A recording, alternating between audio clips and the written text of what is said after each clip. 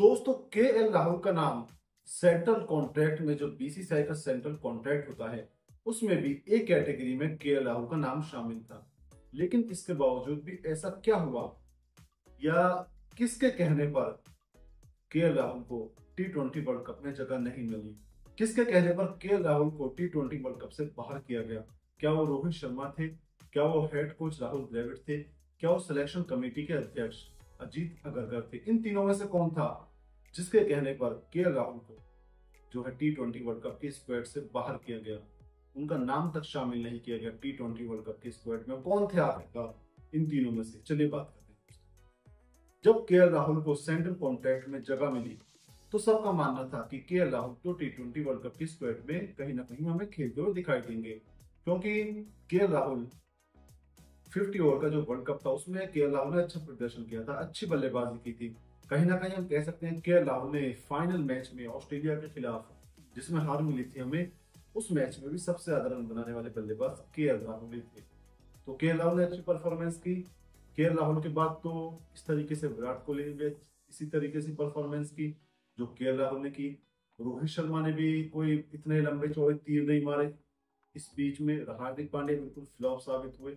तो फिर ऐसा क्या हुआ कि इन सब के नाम शामिल हैं और के एल राहुल का नाम शामिल नहीं है T20 वर्ल्ड कप में? क्या के एल राहुल को हम कह सकते हैं संजू सैमसन या ऋषभ पंत की जगह पर हम के एल राहुल को प्रीफर कर सकते थे? के एल राहुल को हम ले जा सकते थे, क्योंकि के एल राहुल वो खिलाड़ी हैं, भले ही उनका इस साल का आईपीएल का सीजन अच्छा ना गया हो, लेकिन के एल राहुल एक छोटे छोटे कैमियो खेलने के लिए, जैसे 10 बॉल में 30 रन, इस तरीके की पारी खेलने के लिए जाने जाते हैं। और कहीं ना कहीं के एल राहुल जो है वो बड़ी पारी के लिए भी जाने जाते हैं। जब मुश्किल परिस्थिति होती है तो खड़े होते हैं। तो क्यों ना के एल राहुल का नाम यहाँ पर क्यों नहीं आया? आखिर किसने कहा कि के एल राहुल को T20 वर्ल्ड कप में जगह नहीं दी जाए? चलिए दोस्तों, आपको बताता हूँ।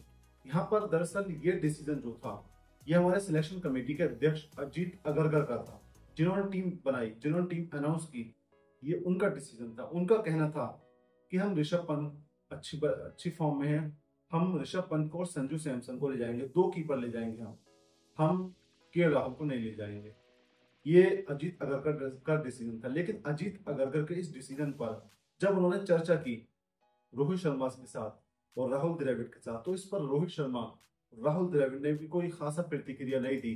उन्होंने भी कोई अजीत अगरकर से कहा नहीं कि भाई हमें के एल राहुल चाहिए, हम के एल राहुल को चाहते हैं कि वो टीम में हिस्सा हो। इन्होंने भी अपनी तरफ से नहीं कहा।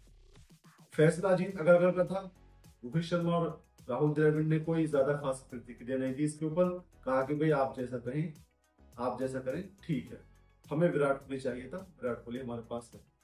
हमें शिवम दुबे चाहिए था, भले ही वो खेलेंगे नहीं, लेकिन हार्दिक पांड्या की जगह हो सकता है खिला लें। हार्दिक पांड्या चोटिल वोटिल हो जाए, उसकी जगह खिला ले जाए। तो कहीं ना कहीं जो उन्होंने कहा रोहित शर्मा और राहुल द्रविड़ ने, वो अजीत अगरकर ने उन्हें दिया। लेकिन के एल राहुल का नाम नहीं लिया। के एल राहुल को उन्होंने बाहर किया और इसके ऊपर डिस्कशन भी किया राहुल द्रविड़ से और रोहित शर्मा से। तो इसके ऊपर कोई प्रतिक्रिया नहीं दी गई, नहीं कहा गया कि भाई हमें के एल राहुल भी चाहिए। तो कह सकते हैं कि कहीं ना कहीं जो डिसीजन था वो तीनों का था, तीनों उसमें भागीदार थे। अजीत अगरकर ने फैसला किया, रोहित शर्मा और राहुल द्रविड़ ने कोई प्रतिक्रिया नहीं दी। जबकि वो जानते हैं कि के एल राहुल बड़े प्लेयर हैं, सीनियर प्लेयर हैं, कहीं ना कहीं T20 वर्ल्ड कप में उन्हें होना चाहिए था। कहीं ना कहीं वो ऋषभ पंत की जगह पर आ सकते थे। ऋषभ पंत को हम, अर्ली एज है ऋषभ पंत की, आने वाले समय में हम मौका दे सकते हैं। बतेरे आई वर्ल्ड कप आएंगे, बतेरे आईसीसी की टूर्नामेंट आएंगे। अभी ऋषभ पंत इतनी अच्छी फॉर्म में भी नहीं है, तो हम के एल राहुल को यहाँ पर मौका दे सकते थे। लेकिन के एल राहुल को मौका नहीं दिया। कह सकते हैं अजीत अगरकर और रोहित शर्मा और राहुल द्रविड़ की तीनों की मिली भगत पे उससे यहाँ पर हमें जो है मौका नहीं दिया गया के एल राहुल को। तो क्या के एल राहुल का इसके बाद करियर थोड़ा डाउन जाएगा? जी हाँ दोस्तों, डाउन तो जाएगा, क्योंकि जब T20 वर्ल्ड कप में मौका नहीं मिला तो आगे को चलकर जो सीरीज आएंगी उसमें नए खिलाड़ियों को मौका दिया जाएगा, वहां भी कहीं ना कहीं के एल राहुल को पीछे किया जाएगा। तो चलिए दोस्तों, देखना होगा कि के एल राहुल का करियर आखिर यहाँ से डाउन जाता है या वो ऐसे परफॉर्मेंस करते हैं आने वाले मैचेस में कि उनका करियर अप जाता है। चलिए दोस्तों, देखेंगे।